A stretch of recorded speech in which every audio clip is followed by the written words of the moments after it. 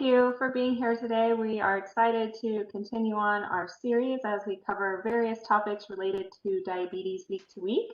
And like Tata mentioned, I'm faculty here at PVCC, and I'm also a registered dietitian and certified diabetes educator. So I'm excited that I could present today on my piece, which is diabetes and monitoring. And also I have Teresa here today, and she has a vast background in public health and health education, and she's also in our nutrition degree program at Paradise Valley Community College in dietetic technology, and she's working towards becoming a dietitian as well. So she'll be presenting the second half as we dive more into nutrition and diabetes, which is probably what everybody's waiting to hear. Everyone's so excited to learn more and more about nutrition and dispel those myths out there. So I wanted to talk today about monitoring. So I get so many questions from patients about optimal glucose control, how they should test their blood sugars, and little tips and tricks along the way that can really help you do this successfully and feel good that you know and how to troubleshoot as well when things arise. So last week, I know some of you were here, and we started just going over an overview about what diabetes is, the different types, type 1, type 2, gestational, and pre-diabetes. And we also talked a lot about, feelings around diagnosis and, at any time, frustrations when your blood sugars aren't where you want them to be. So hopefully we can kind of help with that today and give you some comfort in knowing that you're not alone when you're having blood sugars that are, sometimes hard to understand where they came from. So we'll talk about that more today. We introduced self-care and some introduction to glucose monitoring. So we're just going to dive into that a little bit more to try to help you best manage your blood sugars. Okay, so you might hear a term that's used a lot. They call it SMBG. Sometimes it's the other way around, like SBMG or something. But most commonly, I've always used SMBG, which means self-monitoring blood glucose. So this is where you are checking your blood sugars at home and basically keeping a record of them for your healthcare provider. So just remember that there can be a lot of variables, which we're going to talk about today, of when you monitor your blood sugars.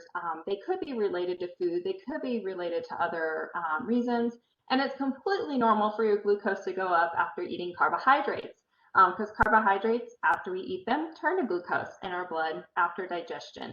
And we're going to talk more about portions and what is a carb and all of that later today. So there are also some people, besides using a glucometer to check their, as we say, finger sticks at home.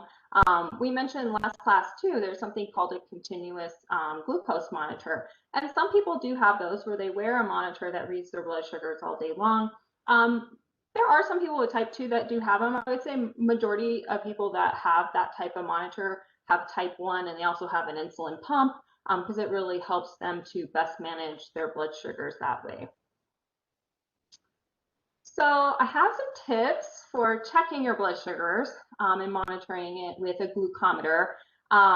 These are some important things I always teach my patients when they are first diagnosed and I'm teaching them how to use their glucometer. So if you have access to wash your hands, that's preferred. Warm soapy water, get all the germs off, right? If you do need to use alcohol prep pad instead, because some people might need to do that on the run, right? If they don't have access at that moment with warm soapy water. So just make sure if you do use the alcohol on your finger that you let it dry before you poke your finger. And the important reason for that is sometimes if the alcohol is still wet on the finger, it can give you some false readings on your glucometer. So that's really important.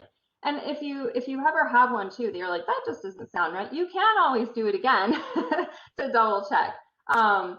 Another thing, I get a lot of patients coming and saying, who've already been on them, gosh, it hurts so bad when I test. And I said, well, how are you testing? And many times they're testing right in the middle of their finger. That's where all your nerves are at. So it's going to hurt a lot more if you test right in the middle of your finger. So I always say on your fingertip, kind of more use the sides of that fingertip. Because if you're poked right in the middle, you're going to feel it a lot more with those nerves. And another good thing is to vary up your fingers. Don't use the same one all the time because it's going to get sore if you poke the same one all the time. Another thing I noticed, so in this picture I shared, this is one type of, lancet, the poker. So the lancet is has the needle housed inside that we put on our finger and click to poke. Many of them come with a dial that you can turn it up and down. And many times I'll see my patients have it turned all the way up and I'm like, oh, no wonder it hurts. Let's turn this thing down so that way it's not poking as deep. And you might even have to turn it down or different levels for different fingers because like our pinky and our ring finger, they're a little more delicate. The other fingers that we use more often tend to get more calloused, but those two you might want to turn it down a little bit more. So I do recommend that if you have that type. And if you don't, that might be something to talk to your doctor about. If it's hurting, it should not have to hurt like that. Then talk to your doctor about getting a different type of lancing device that you can actually adjust it, because some people have very sensitive fingers. So yeah, always communicate to your doctor.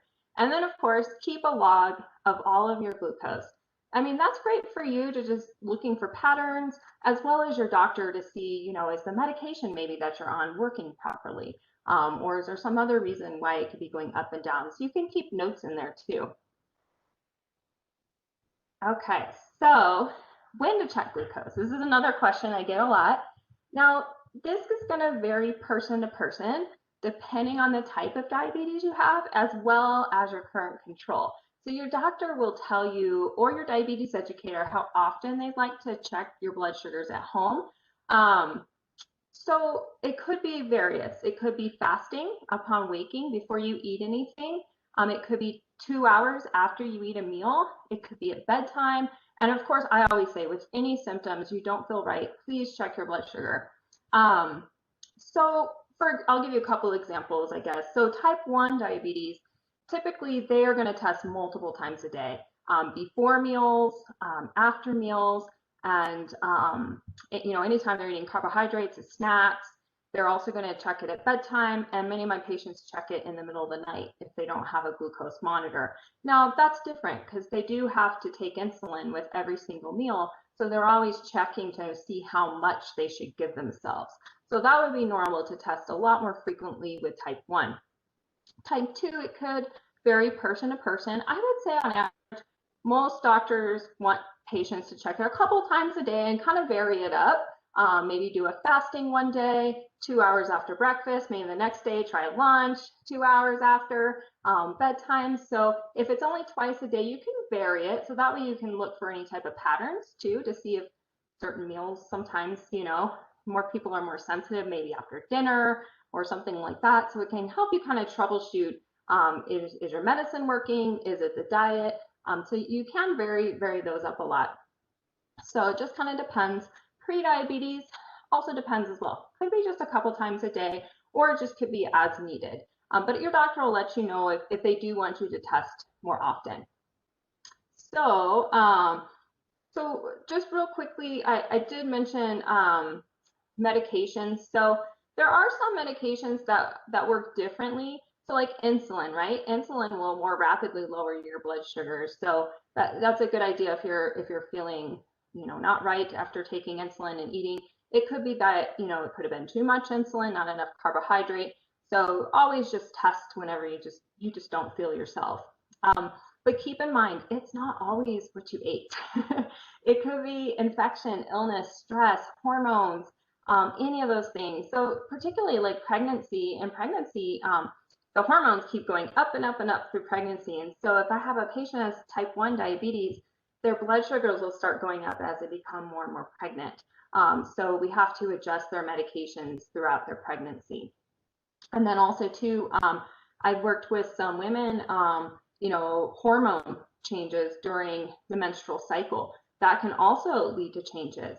If you're very stressed out, that could lead to a high blood sugar. So a lot of these things, it's not always related to diet, but it's good to just kind of take notes. If you ever have a blood sugar that's out of the norm, you can always jot a little note down in your glucose log too, because that can help you and your doctor kind of figure out what's going on and see if there's any type of pattern. If you do become sick, I always recommend to my patients to check more often, because when we're sick, we tend to get way higher blood sugars than normal. So it's a good idea to keep a really close watch on them, because if they get very high in like the 300s, your doctor is going to want you to call them and let them know. And then, of course, another thing I get asked is, if you become ill, should I stop my medicine? You're supposed to actually keep taking your medicine and keep a really good close watch on your blood sugars and call your doctor with anything out of the norm. Okay, so this is kind of talking about what results mean. With a lot of it I said food, but I forgot to mention activity. So if you go do a vigorous workout, you will get lower blood sugar, and some people get really low blood sugar after a higher intensity workout. So it's a good idea to keep your glucometer with you and keep some type of maybe glucose tablets with you. And we'll talk about that today, just to help if you do get a really low blood sugar, to help you bring it up. And carry some snacks around too for maybe post-workout. If you go for several days that it's consistently like really, really high or really, really low, please call your provider and let them know.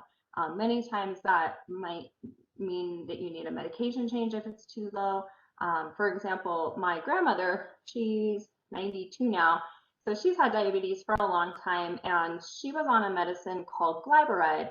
And she started getting in the 40s with her blood sugar, which is very, very low. And come to find out, it just wasn't the medicine for her anymore, because it was making her blood sugars way too low. So it was good that she kept in communication with her doctor so that they could change that medicine for her. She did, that was very, very low levels. So I was very concerned with that. So yeah, just keep a close watch, keep in contact with your doctor or your diabetes educator, and they can help you troubleshoot. This doesn't need to be all on you to try to figure out. So just know that that's what they're there to help you and help you figure out everything that's going on. And ask your doctor too. So there are some doctors, like my grandma's doctor. He said, please call me if you're having anything below 60. I want you to call me next time right away. So he wanted to hear from her just to make sure she was safe. So I found this from the American Diabetes Association, and it really hit home because, I mean, working with patients so long, I know how upset and frustrating sometimes glucose management can be, and trying to figure out why it's happening. So I was like, they said here, don't judge yourself on those numbers. It's not, a lot of times it's not what you did. It's something else going on, and maybe the medicine's not working. So just make sure to work together with your provider, and together you will get it where you need it to be. So just know it's just a way to keep an eye on things, just to make sure if you do need to change the plan, because things can change even further down the road. Like with my grandmother being on that medicine, she had been on that medicine, my gosh, probably 10 years. So she'd been on a long time and never had problems with it before. But then she started eventually having very, very low blood sugars on it, and it was time to change it up. So I did want to go over some of the goals too for blood sugar management, and the technical terms you might hear doctors throw around or dietitians or diabetes educator.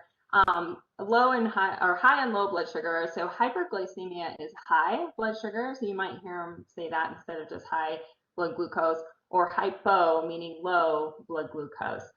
So ideally, we want blood sugars, if you were to test your sugar first thing in the morning, we'd want it between 80 and 130 is ideal. So if it's over 130, that's getting into the high fasting range. If you check your blood sugars 2 hours after your mealtime, the goal is to be less than 180. So if it's higher than that, that's considered high blood sugar. But like I said, it can be other reasons besides diet, like illness, stress, hormones, or the medication may not be working the best that your body needs it to. So they might want to change it to something different, or change the dose too. And then the low sugars, anything less than 70 is classified as hypoglycemia or low glucose. And many times that's medication related, particularly like the insulin or the glyburide. Those are two medications that tend to really lower people's blood sugar very, very fast. Or it can be diet related, meaning that with the medicine, they didn't eat enough carbohydrates. So back to my grandma. So her story was that when she was getting the lows overnight was because she didn't eat any carbohydrates for dinner. She would only have a salad and like chicken or fish. So she had 0 carbohydrates when she took her glyburide. And when you take glyburide, it makes your body make more insulin. So what was happening is her body was making more insulin to lower her blood sugar, but she had no glucose in her blood for it to act on. So that's why she was getting down into the 40s.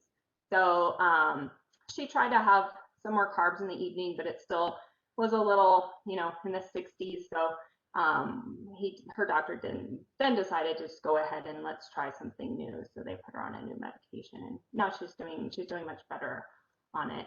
And I did put this comment: always check your blood sugar when you don't feel right. I mean, your body, and when something just doesn't seem right. It's a really good time to check your blood sugar, because what happens is I've had patients think that they were low and they went and drank a bunch of juice or soda when they were actually high because they didn't check their sugar. They just thought their symptoms seemed like a low, and then it made their blood sugar really, really high. So I always say, when in doubt, just go ahead and test and make sure that you treat it appropriately.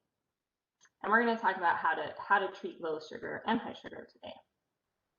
So these are the signs, and sometimes these symptoms can seem very similar, whether it's a high or low. So that's why I always say, your body, and if you just don't feel right, is to always check your blood sugar and see what it is. But these are like the most common: thirst, headaches, trouble concentrating, blurry vision, frequent urination, fatigue, weight loss. That usually happens in early diagnosis of diabetes. People lose weight because they can't get the sugar into the cell for energy, like we talked about last week. And then anytime, like we said, a higher blood sugar greater than 180. So if it continues to be high, that could be a sign, if you're having any of these symptoms, that it's been running too high too long. If like your cut is taking a really long time to heal, any type of infections that aren't going away, your vision's getting much worse and it's staying blurry, any type of sensation in your feet, like a tingling kind of lack of sensation, that could indicate some type of nerve damage, stomach problems, like we mentioned, vision and things like that. So that's why it's a good idea just to keep a really close watch and keep going to the doctor and having them review those blood glucose levels and make sure that everything is where it should be for you. So if you have a high, these are some simple tips that can help bring it down. Hydration. So drink more water. Maybe look at your diet to see, maybe it was too much carbohydrates that your body was sensitive to.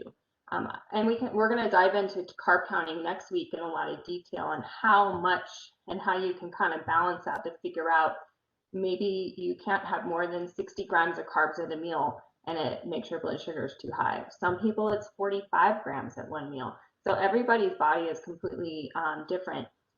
So you can also talk to your doctor about the medication if it's staying high regularly.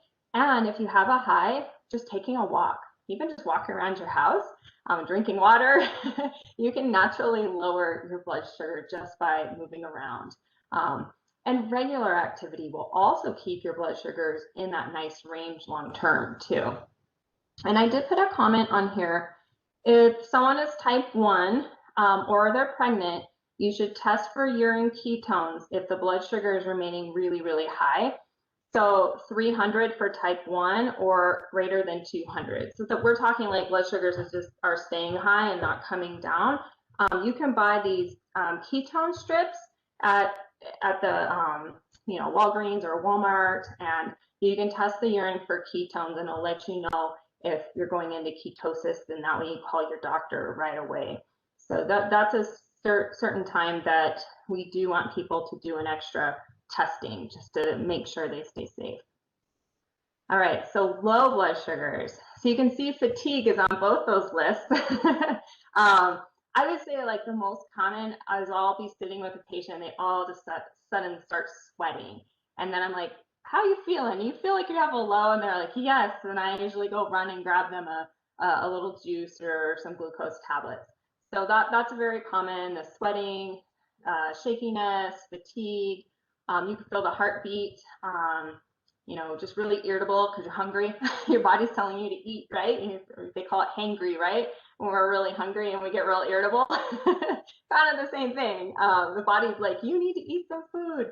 And some people experience this tingling of like the lips, tongue, and cheek too. So, but like I said, if something just doesn't seem right, is to always check your blood sugar. So what do you do if you have a low? So they call this the rule of 15 or the 15-15 rule. So basically to bring that blood sugar up, you need at least 15 grams of fast acting sugar. So it could be glucose tablets, a gel tube, just 4 ounces. So not a lot, just 4 ounces of juice or regular soda with some good pure sugar in it. Or if you don't have that handy, a tablespoon of sugar, honey, or corn syrup. Usually it's about 3 hard candies. If you have I'm trying to think what they're called, the after dinner mints, about 3 of those are about 15 grams usually. The easiest thing is to keep like glucose tablets on you, just to have them for emergency if you ever need them. But if you're at home, you might have some of these items around. So you definitely don't want to overdo it either. So like with the juice and soda, just 4 ounces. So go ahead and drink the juice, wait 15 minutes, and then recheck your blood sugar and see if it came up. If it's still below 70, repeat. So have another 4 ounces of juice or soda, and then wait 15 minutes and check again. At that time when you're having these lows, you're not feeling well. So usually most people want to guzzle a whole bunch of soda or juice because they want to feel better right away. So just try not to do that, because actually then you'll send it really high if you do too much. So it's important just to take it slow and make sure that you bring it up slowly. And I did want to show you all, this is the Walmart brand. Theirs are usually really affordable. So I usually tell people to go to Walmart to get their glucose tablets, because sometimes some of the other brands are really expensive. Walmart has some good pricing on generic medications as well as glucose tabs. So I just want to show you, so sometimes labels can be tricky, and we'll go into label reading a lot more next week. But just in one tablet is only 4 grams of carbs or 4 grams of sugar total. So really to get closer to, you have to get 16 grams, right? You need more than 1, right? So you need, I would go with, I don't know, 4. I mean, you could get away with 3 maybe, but I would go 4 to be safe. So you do have to have quite a few of those. So some people like the gel better, and they come in these little mini packages. And the gel's easy to carry around too, because you just have to take a smaller amount of that. So whatever works best for you. And then I did put some picture. Oh, this is the Walgreens brand glucose gel, and I'm sure they have it at Walmart too. Or just like I want to demonstrate, the little 4 ounces of juice are just those little tiny containers. So, and just if you're, like I said, if you're having lows regularly, just please let your doctor know that this is going on, so that can adjust your medications too. And then I just put that note again. Don't overdo it either. So long term, we talked about this last week, and I found like a nice little chart about what A1C correlates to in terms of your blood sugar. This is that long-term test that your doctor tests you. Most doctors test it about annually, but if your blood sugars aren't controlled, they might test it every 3 to 6 months. You have to wait 3 months to see a change in the A1C in the blood. So your doctor would wait 3 months at least to repeat the A1C. But the A1C is that long-term blood sugar. It tells us not just right now when we check our sugar, but over the last 3 months on average, how has the blood sugar been running? So it's in a percentage. So you can see here, the goal, ideally, we'd like people to get to 7 or less if we can. But even 7 or 8 is in that good range. And then when we're getting higher, that's when we really want to address, medication changes, diet changes, lifestyle, just all together for total wellness. So let's say if you had a 7 A1C, that would mean your average blood sugars are around 150. So that's taking everything, fasting meals, right, as an average. If someone's 14, the blood sugars are really high. They're averaging at 380. So they could be in the 400s and 500s and, lower as well. So this is a great little tool just to kind of show you how that percentage measures up to like a blood sugar test on average. And this one over here in millimoles per liter, they use these more in like Europe. So in the US, we use the milligrams per deciliter here. And then I did put on here, there are several very thorough diabetes programs in Phoenix Children's, Phoenix Indian Medical, Banner Health, Mercy Gilbert, Gila River, and Valleywise, which used to be Maricopa Hospital. So they do have some classes as well as they have one-on-one, but you always want to check with your insurance, right, to make sure that they're contracted with any of the providers, right, at these sites so that it's covered. So you don't end up with a bill. And I did put on here too, insurance will cover your diabetes services, but like I said, check with your plan to see which dietitian or which center might be contracted.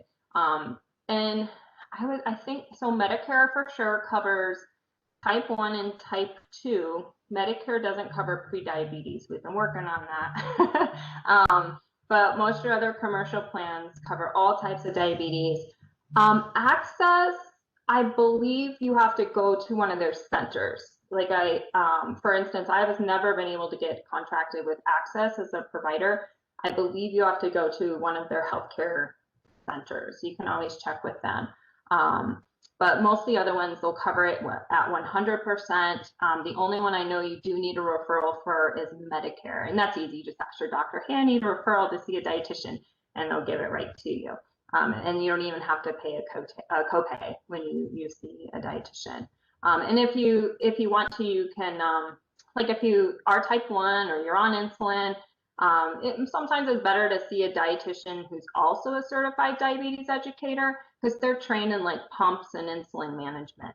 So depending to, what type of meds, you might choose that over a registered dietitian. But some registered dietitians that aren't CDEs do everything as well. But you can always call them and ask.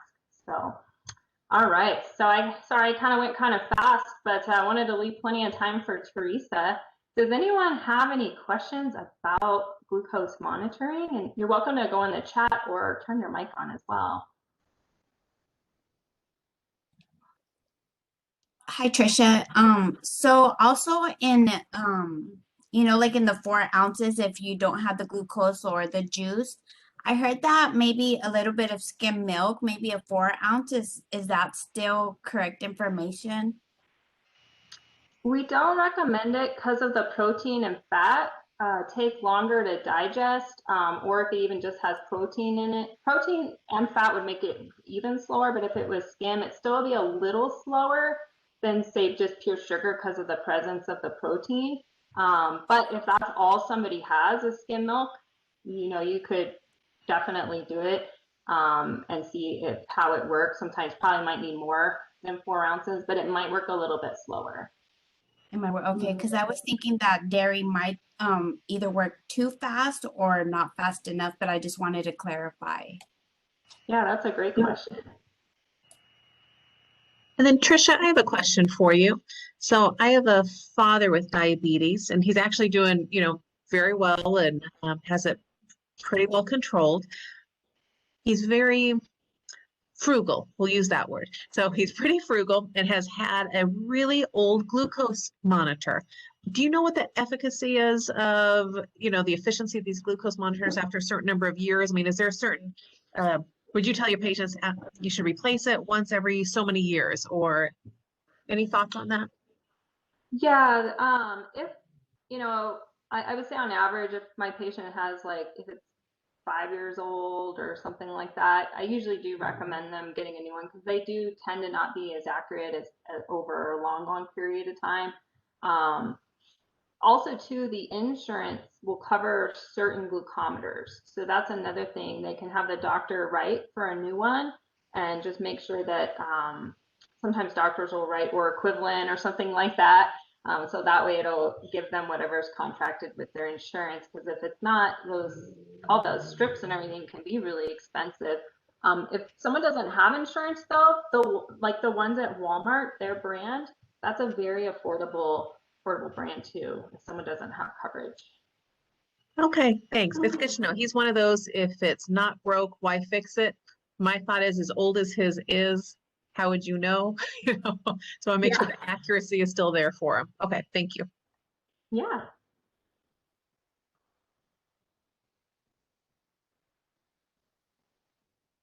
And was there any other questions?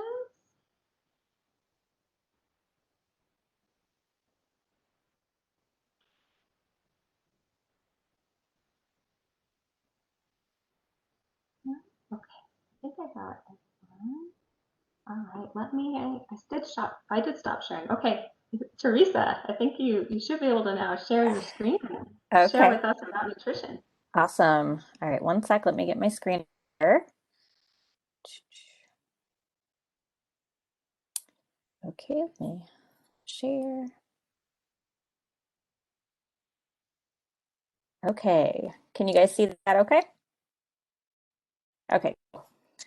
Okay, so today we're just gonna go over a really intro to nutrition. Bella and Haley will be here next week to really, go deep into it a little more, talk about carb counting, things like that. But today we're just gonna do a nice brief overview for you to get you started. If you weren't here last week, my name is Teresa. I'm originally from Boston. I've lived in Phoenix for about the last 11 years. We had a little short stint in Florida after my daughter was born. Didn't love it. Came right back to the desert. I started out as a chef. I was a sous chef. That's hard to say. At the Boston Garden in Boston, and I loved it. It was a great job. I got to see the Celtics win a championship. I got to do all kinds of fun stuff. But it's definitely where I started my love of nutrition, because I saw a lot of really unhealthy eating, a lot of really unhealthy people. And I thought, hey, I need to be on the other side of that. I graduated in 2015 with a Bachelor's of Science in Health Promotion, which qualified me to sit for the Certified Health Education Specialist exam, which I passed and have been since 2018. I also have a master's degree in public health, and I am currently on my last practicum here at PVCC for the dietetic technology program, and I plan on going on to become a registered dietitian. Okay, so your first steps in managing diabetes, you get your diagnosis, you find out, everything from your doctor. The first step you should be taking is good and healthy nutrition. Nutrition is going to help you keep your blood glucose levels in a normal range. Yes, of course, like Trisha talked about, there are other things that could be, making your blood glucose go crazy. It could be hormones, it could be medication, it could be stress, it could be working out. But think about if you also don't have good nutrition with that, how much worse, managing it is going to be, or how much harder it's going to be. Keeping your blood glucose levels in normal range is going to help prevent future complications. We talked about some of that stuff last week, like eye problems, foot problems, peripheral neuralgia, things like that. It'll help you achieve a healthy body weight, which again, we know that being overweight or obese can be a risk factor for diabetes and complicate things.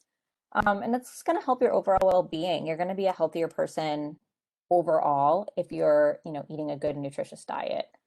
I will say you don't have to completely give up your favorite foods. I think that people, when they get diagnosed with diabetes, they automatically assume like, oh my gosh, I'm never gonna have a piece of chocolate cake again, or oh my gosh, I'm never, I'm never gonna have my favorite food again. But that's not the way it has to be.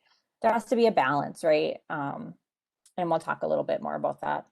And then medication alone isn't enough. Again, going back to, just kind of having that balance. First of all, medication is expensive, right? We don't want to have to keep continuing to add on medication because our diet is poor. Medication has a lot of side effects sometimes, right? So having to take more and more medication that might not make you feel as great kind of stinks too. And then effectiveness. The effectiveness of your medication is going to be a lot better if you have a good and healthy diet and you're doing things well outside of taking it. Okay, and then I kind of want to have a little bit of a discussion here, because we did just talk about having to give up your favorite foods and how that doesn't have to be a thing, right? So there are no good foods and no bad foods. We actually had a discussion class today and somebody kept going on and on about bad foods. And, there really are no good or bad foods. We should more think of them as like always and sometimes foods, right? So foods that we can have all the time in abundance, not really ever have to think about it. And then foods that we really love and enjoy that we can have once in a while, right? And that we can eat along with a well, healthy, balanced diet. Um, Maybe even trying like a healthier alternative. So doing something like, hey, my favorite food might be pizza, right? Instead of eating an entire pizza, maybe have a slice of pizza and a salad, or a vegetable or something like that with it to balance it out. So you're still getting that thing that you really like, but you're also balancing it with something a little bit healthier. Um, so I guess I kind of wanted to open up discussion if maybe Trisha, you wanted to kind of check in the chat or anything. What are some foods that you think you shouldn't be eating or that maybe you heard you shouldn't eat when you got your diabetes diagnosis, or just even if you don't have diabetes, just something that you think that you shouldn't have? Sugar.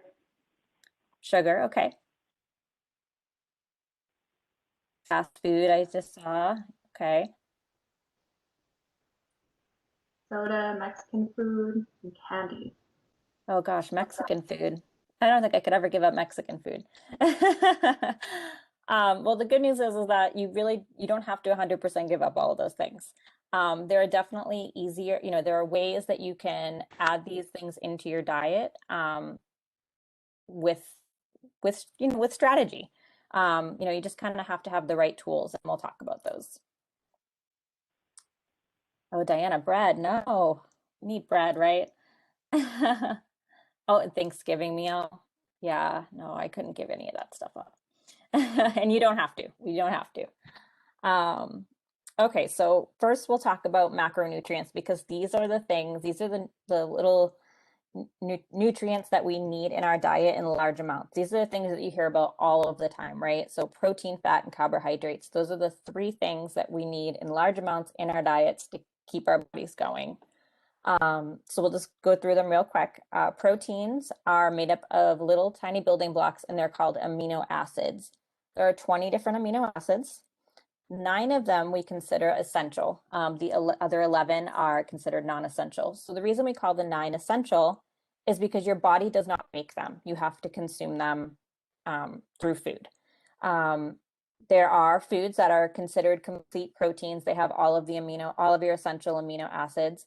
And those are usually like seafood, red meat, chicken, things like that, and soy products.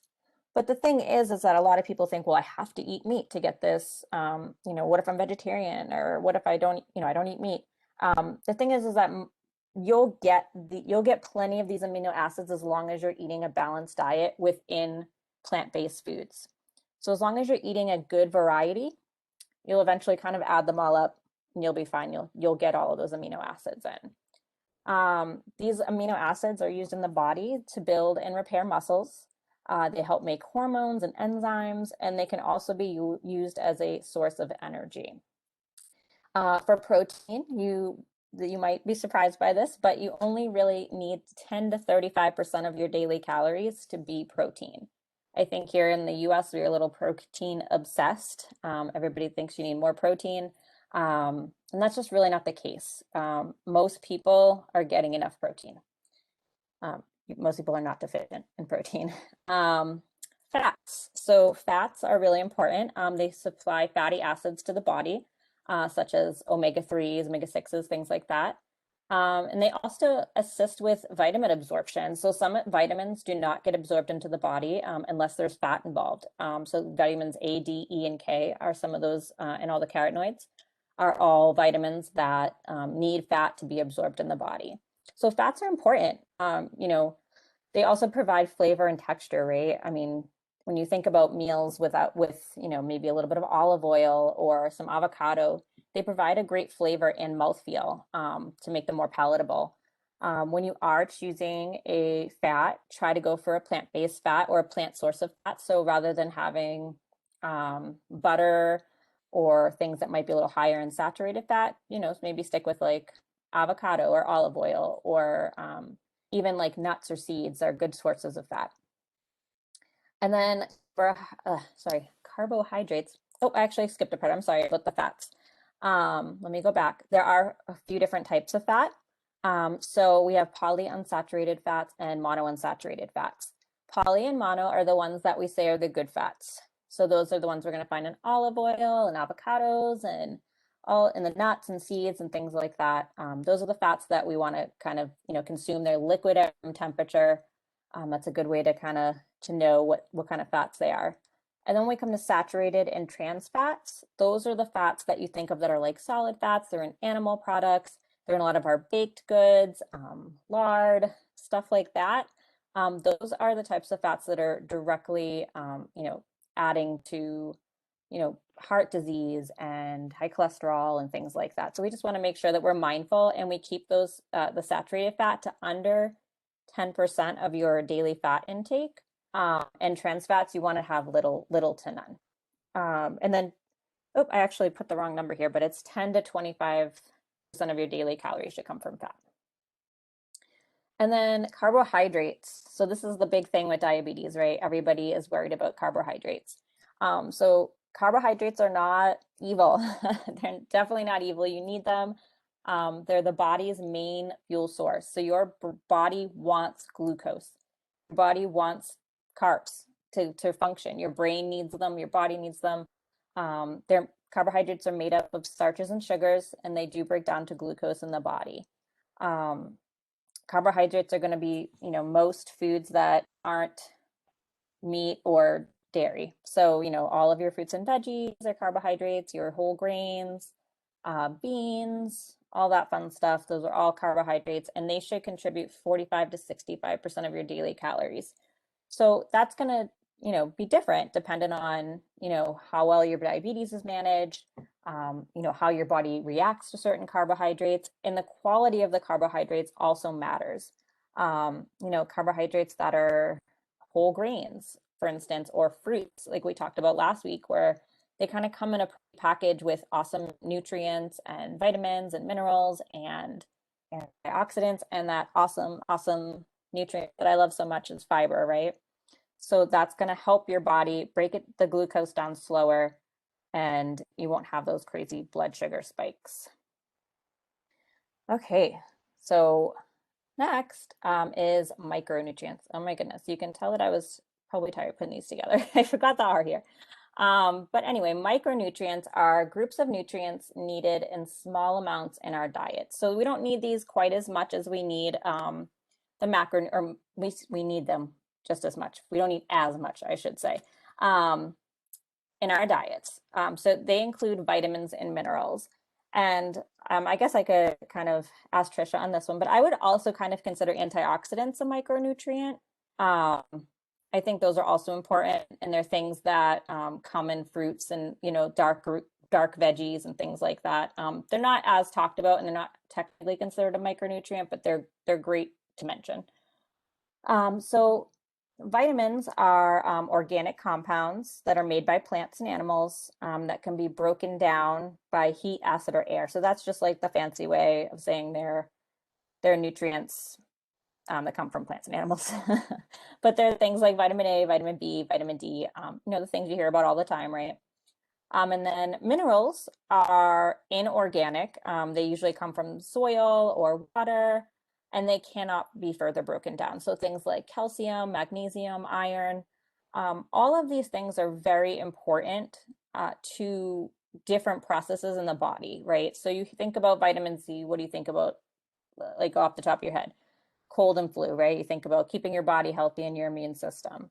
You think about vitamin A, people think about eye health. Vitamin D, you think about bone health, right? These are all things we've heard about before, and they all kind of do their own little thing within the body. So it's really important to make sure that we're having a balanced diet and that we're getting all of these micronutrients in as well. So building your plate. So this is probably what everybody wants to know, right? How do we get our plate together? What are we looking for? So ideally, you want to make half of your plate non-starchy vegetables. So think things like broccoli, green beans, asparagus, peppers, onions, zucchini. right? The veggies that aren't super starchy, that are more like your greens or your bright colored vegetables. And then a quarter of your plate should be protein. So you want to aim for plant-based or lean animal protein. When you start getting into some of the red meats and the fattier cuts of meat, they are going to be higher in saturated fat. And we know that saturated fat can be, linked to heart disease and diabetes and all kinds of not so fun stuff. So just try to keep that to a minimum. Not saying you have to cut it out completely, right? We're still eating our favorite foods, but we're doing it with balance.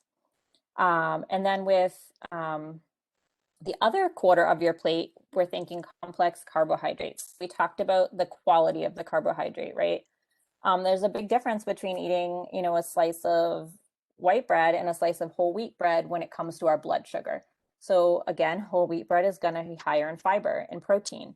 It's going to come with some extra vitamins, like some extra V vitamins and iron, which is going to, and fiber, right? My favorite fiber. And that's going to slow down the absorption of the glucose or the breaking down of the glucose so that your blood sugars don't spike. This is a very, very simple swap, right?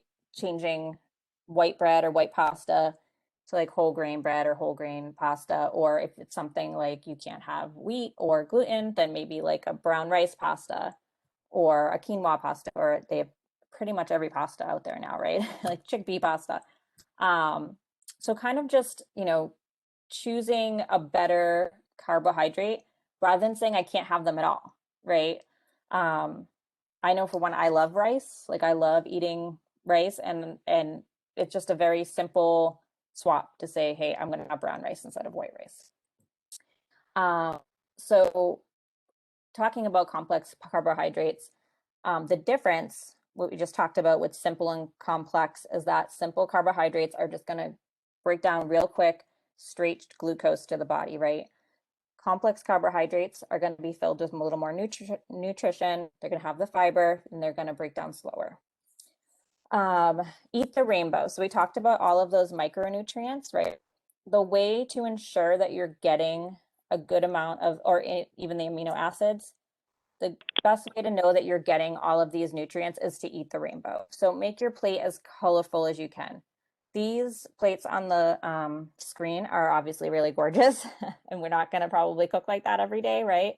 But just shows you like how different, and how colorful our plate can be, and that all of those different colors are giving us different nutrients, which is actually really cool, because then you're looking at your plate, you're like, wow, look at all this different nutrition I'm getting just because I have pretty different colors, right? And then again, fiber is queen or king or whatever you believe. Shoot for as much fiber as you can on your plate. Most people are not eating enough fiber.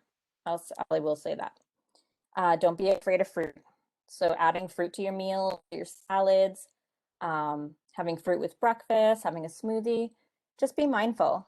Like Trisha said, if you start feeling not great, checking your blood glucose, and I think she mentioned last week that her friend had, I think she said mango really, spiked her blood sugar, but an apple was fine, right? So just make sure that you kind of balancing, right? But also understanding which ones are affecting you more.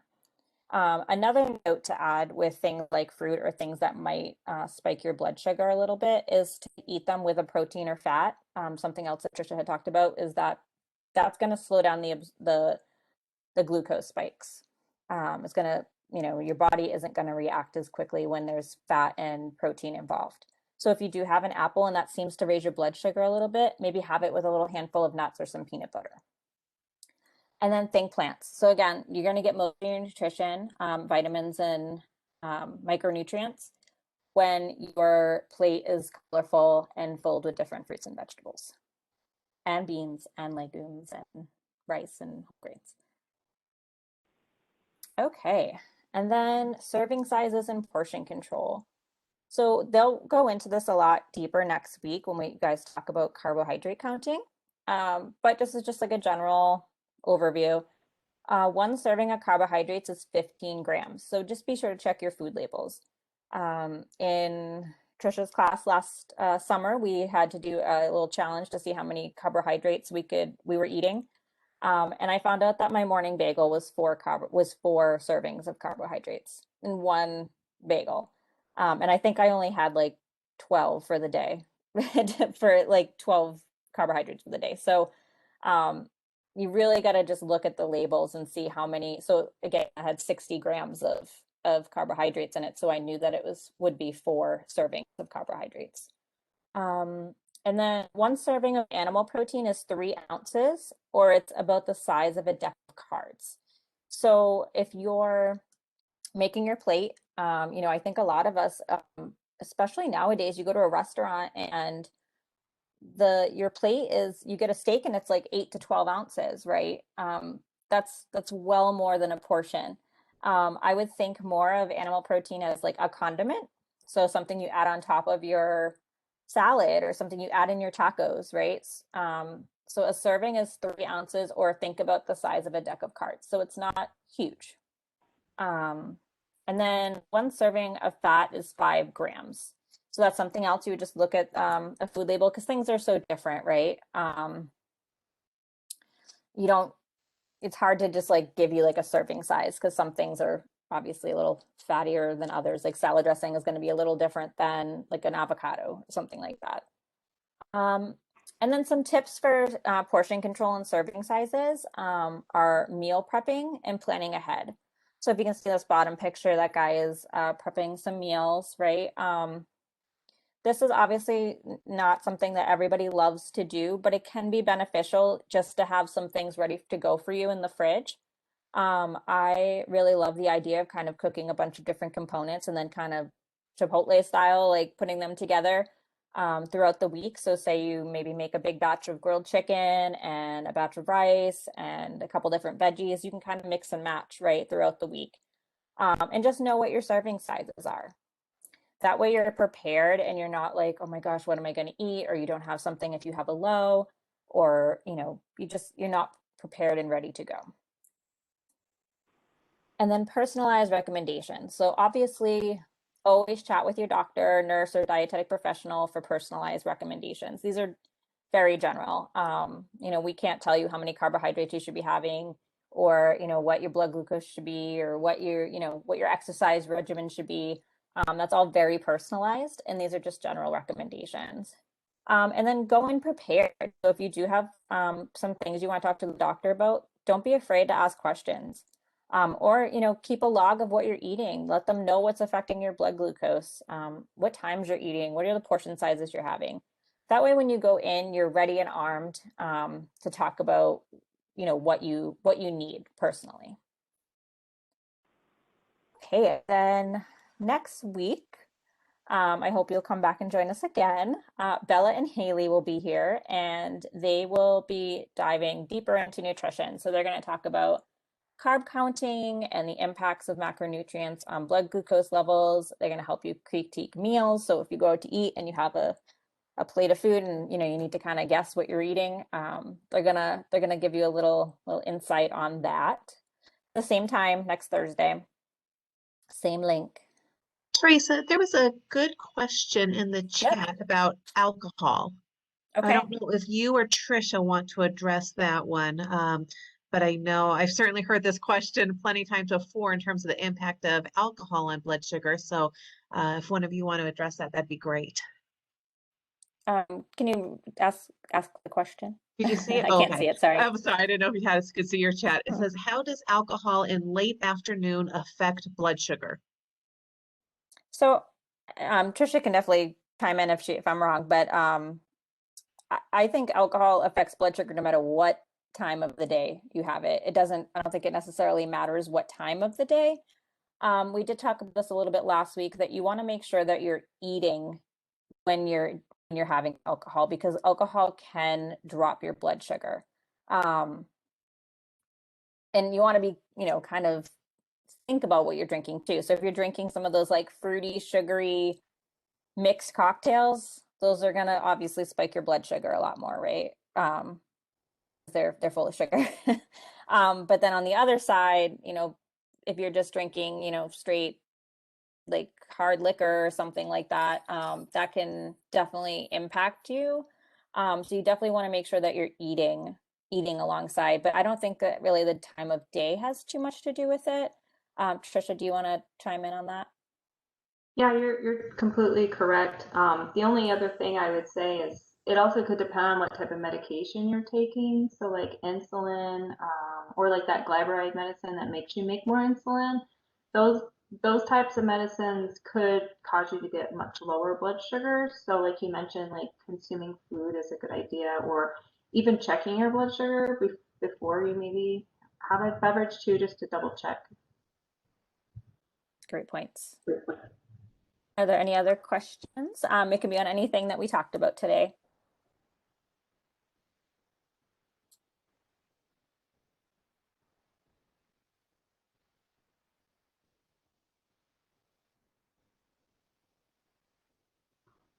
Thank you. Oh, thank you. Right, well, we're waiting to see if anyone else asks a question or puts one in the chat feature. I put this in earlier, but just in case, I know if you get disconnected and come back into WebEx, you won't see the previous links. But I am putting a link in there that has the website that you will be able to access the video recordings and again, share with anybody you think might benefit. It is on this website. It's the Integrated Health Science Center website.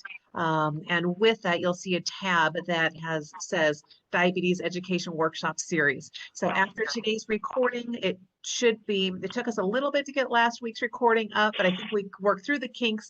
So this one we should be able to have up within 24 hours. So again, if there are any additional questions, please put them out there. But in the meantime, we just want to thank you for joining us and encourage you to come back. Each session will go, like the next session will go a little bit more in depth, like Teresa was describing, regarding several of the nutrition aspects and diabetes. So we still have 3 sessions left in this series. So we would love to have you back for all of them. And again, invite anybody else you think might benefit from this. I'll go ahead and turn off my mic in case there are any other questions to come. Otherwise, again, we thank you so much for joining us and your attendance. And we, of course, thank our experts today, Teresa and Tricia, for sharing their knowledge base with us. We appreciate it. Yes, Thank you so much. And it doesn't look like there's any more questions, so some thank yous. Yes, thank you so much, everybody. Fiber is clean. I love it.